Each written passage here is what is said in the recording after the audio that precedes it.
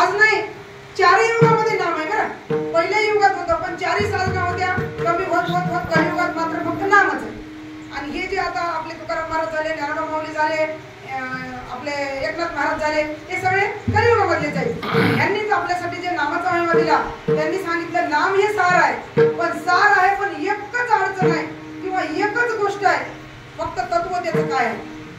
एकच तत्व म्हणजे हे नाम घ्यायचंय ना, आपण घेतो पण आपण एकच गोष्ट चुकतो. तेवढीच फक्त गोष्ट आपल्याला लक्षात ठेवायची की नाम घेत असताना नाम हे सतत चालू ठेवायचे आपल्या तोंडात. मग तुम्ही म्हणा सतत घेतल्यावर बाकी बोलावं कसं, असा प्रश्न होते का नाही. पण तुम्ही आता घरी गेल्यानंतर करून बघा, तुम्ही सतत नाम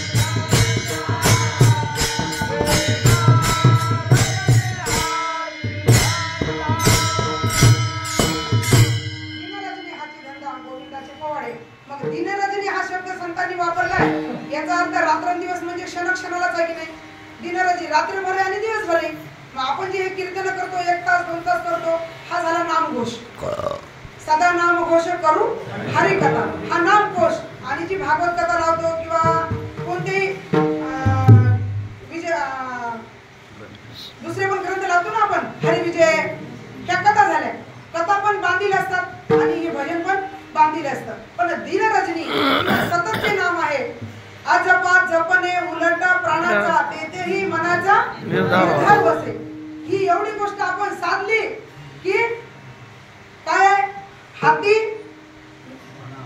हाती नाम मुखी नाम हाती मोक्ष, मुखी नाम हाती मोक्ष, ऐशी साक्ष बहुतांची. की त्यानं नाम घेतले घेतले त्याला इतकी प्रचिती येते लगे लगे की त्याला विश्वास पडतो त्या गोष्टीवर. मुखी नाम हाती मोक्ष म्हणजे मुखात नाम आले आले त्याच्या हातामध्ये मोक्ष देतो. मग आपल्याला वाटतंय आपणही नाम चिंतन करतो, मग आपल्याला काय येत नाही, आपण तेच चुकतो की आपलं सतत होत नाही. सतत घेण्यासाठी काय करावं लागेल, प्रयत्न फक्त करायचे. सुरुवातीला एकदा प्रयत्न केले, एकदा मनावर घेतलं आणि तुम्ही सतत सतत जर नाम घेतलं तर एक महिनाभर जर तुम्ही फक्त कोशिश केली, कोशिश म्हणजे असं की आज नाम घेतलं, सकाळी उठल्यापासून राम राम राम, कृष्ण कृष्ण कृष्ण, विठ्ठल विठ्ठल, जे तुम्हाला आवडते ते किंवा जे तुमच्या गुरूंनी तुम्हाला दिलेलं आहे ते.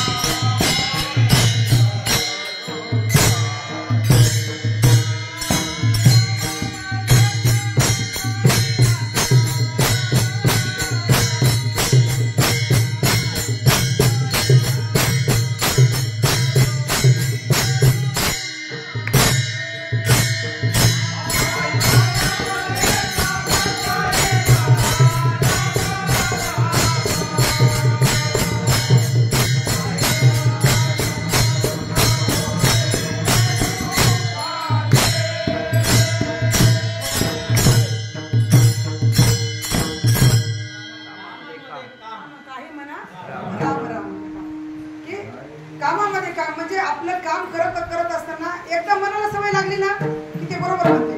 तुम्ही नाम कोणतं घ्यायचं हा जर प्रश्न अजून सुटलेला नसेल तर आधी ते सोडवायचं. आधी काय ठरवायचं, आता रात्री तुम्हाला झोपेतून सकाळी उठेपर्यंत इथून गेल्या तुमच्या आधीच जर जे नाम तुमच्या मनात असेल, डोक्यात असेल तर तेच ठेवायचं, बदलायची गरज नाही. जे आहे तेच, जे तुम्ही घेता तेच. आता आपल्याकडे एक प्रथा आहे, आपण म्हणतो आपल्या तुकाराम महाराजांचा अभंग आहे की रामकृष्ण हरी विठ्ठला केशवा मंत्र हा जपावा सर्व काळ. हा मंत्र आहे बरं, रामकृष्ण हरी. याच्यात किती रामकृष्ण हरी विठ्ठला केशवा मंत्र हा जपावा. मग हे मंत्र आहे, हा मंत्र पूर्ण मंत्र म्हणला म्हणजे हे एक ह्यानं सिद्धी होत नाही, म्हणजे यानं साक्षात्कार होत नाही. यानं काय होतं, मन शुद्ध होतं. पण ह्या एवढ्या नामापैकी एक नाम निवडायचं आधी कोणतं बी, आणि ते नामाचं चिंतन करायचं. चिंतन कसं, उगा आठवायचं सारखं. जसं आता समजा आपण विठ्ठल म्हणतो, विठ्ठल विठ्ठल विठ्ठल विठ्ठल विठ्ठल, ह्या वाचन अगोदर म्हणायचं. हे असं तुम्ही जर 1 महिना जर आपण केलं, तुम्ही म्हणल्यापेक्षा मी तुमच्यातली आधीच सांगितलं मी तुम्हाला की मी पण इथं उभं राहून ते करण्यासाठी तिथं उभी आहे की 1 महिना जर आपण ह्या नामाचा जयघोष करू तर 1 महिन्यानंतर हे नाम काय करते, मग ते आपल्याला धरून ठेवते. आणि मग तिथून 2-2 मिनिटाला 5 मिनिटाला ते नामच आपल्याला आठवण करून देते. मन असं आहे, एकदा आपण ज्याच्यावर त्याला बसविलं ते बरोबर ती गोष्ट.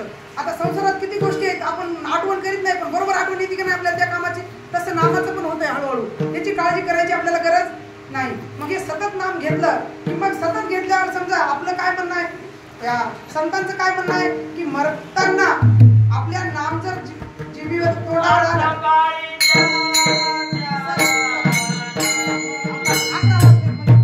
11 वाजले तर अभंगाचा अर्थ सांगते, सोडून देऊ आहे ना सर. या तर समजा आता आपण सतत नाम घेतो, मग मरणाची भीती आहे का? कोणत्याही टायमाला जीव गेला तर नाम आपल्या तोंडामध्ये आहेच.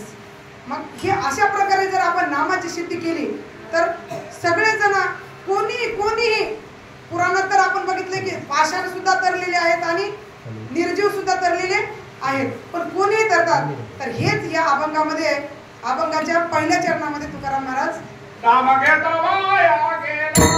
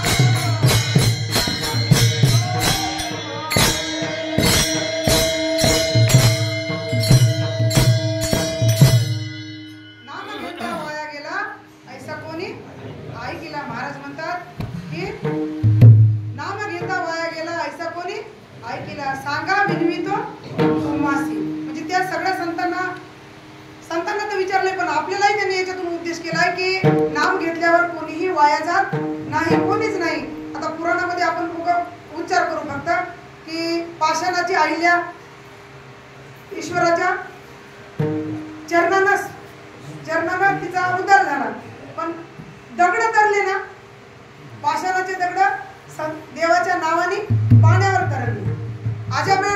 अजाबाळाची कथा माहित आहे की त्यांना पुत्राचं नाव नारायण ठेवलं होतं, पण पुत्राच्या येणं नारायण नाव आल्यामुळे त्याला यमदूत नेऊ शकलं नाही, त्याला देवाच्या दूतांना न्यावं लागलं, म्हणजे त्याचं सार्थक त्याच्यानंतर शबरीनं नाम चिंतन केलं. कोणती साधना केली? दुसरी काही पोथी वाचत नव्हती, शिकलेली नव्हती, बिचारी कुठं ग्रंथ केले नाहीत. संतांची सेवा आणि नामाचं चिंतन, तिचा उद्धार झाला. बरं, सगळ्यात मोठं आता आपल्या गावागावाला रामायण आहे. रामायण जे लिहिलंय ते कोण होते? वाल्मिक. ओळियाची कीर्ती वाढली गहन, केले रामायण रामादी. म्हणजे बघा, ते पण त्यांना राम नामाचा उपदेश मिळाला आणि ते त्यांना म्हणता बी येत नव्हतं राम राम, ते उलटे म्हणायचे मरा मरा मरा मरा, म्हणून त्यांनी राम सिद्ध केलं. आणि नाम सिद्ध झाल्यावर त्यांना तो ग्रंथ रामायण त्यांच्याकडून लिहिला गेला आणि तसं देवाला वागावं लागलं. बोलीला वाल्मिक तैसाची करीन, वर्तून दावीन नामा म्हणले. म्हणजे नामाच्या चिंतनानं ग्रंथ लिहिला, तसं रामाला वागावं लागलं. राम त्या रामायणाप्रमाणे वागले. ही नामाची महिमा आहे. मग तुकाराम महाराज म्हणतात की मी नाही सांगत किंवा अनेक नाही, मी असं विचारतो कुणाला? अभंगाचं दुसरं चरण विनवितो. सांगा विनवितो तुम्हाला.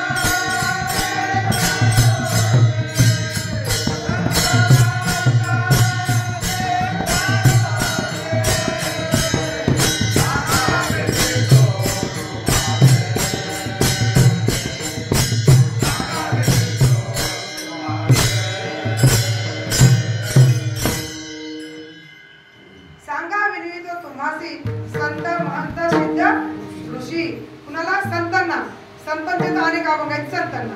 पुन्हा महंत म्हणजे जे पूर्ण सिद्ध पावलेले आहेत, सगळी त्यांना शास्त्र पाठ आहेत. महंत, संत, महंत आणि सिद्ध म्हणजे पण योगाच्या बळावर म्हणा सिद्धी प्राप्त केलेले, आणि ऋषी शेवटचे. म्हणजे अशा सगळ्यावर आपल्या ज्या परमार्थामध्ये हे टप्पे आहेत, ज्यांना ज्यांना पदव्या दिलेल्या आहेत, त्यांनी परमार्थ पूर्ण केलेला आहे. तशा लोकांना विचारतो की मी तुम्हाला विनवितो, सांगा की असा कुणी आहे का की जो नामाने वाया गेला? सांगा. नामे तरला